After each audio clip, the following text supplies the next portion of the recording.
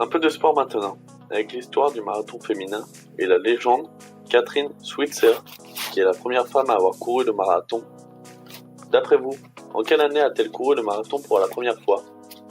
En 1967, en 1971 ou en 1972? C'était en 1967, ce qui était interdit d'ailleurs. Les organisateurs du marathon de Boston ont même essayé de l'en empêcher. Ce n'est qu'à partir de 1972 que les femmes ont pu courir le marathon de Boston, où Catherine Switzer finit seconde. Une autre avancée pour la femme après celle de Catherine Switzer. En avril 2017, un pays a entrepris un projet de loi pour l'égalité des salaires entre hommes et femmes. À votre avis, lequel est-ce? La Finlande, la Suisse ou l'Islande?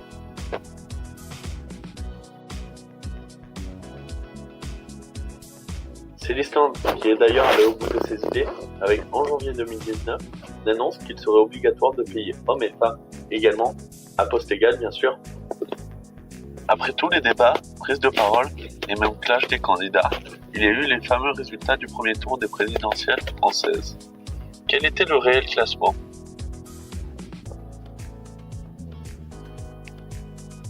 En effet, Emmanuel Macron et Marine Le Pen se sont qualifiés pour le deuxième tour, aux dépens de François Fillon, Jean-Luc Mélenchon ou encore Benoît Hamon.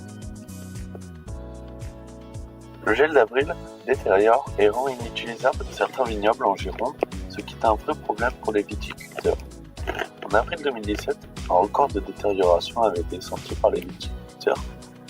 Quel était ce pourcentage?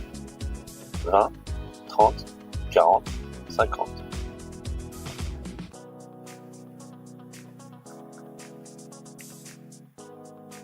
C'était 40%, ce qui était considéré comme un désastre écologique. À titre de comparaison, seulement 5% ont été détériorés cette année.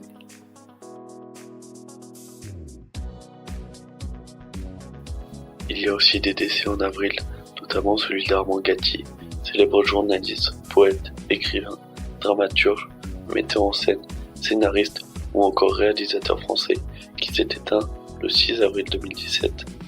Il laisse derrière lui de nombreux monuments, tels que La Passion en violet, jaune et rouge, où il était acteur. Mais pourquoi cette pièce avait été censurée à l'époque? En effet, car il représentait un dictateur franco. En 1968, les représentants français ont décidé de censurer cette pièce.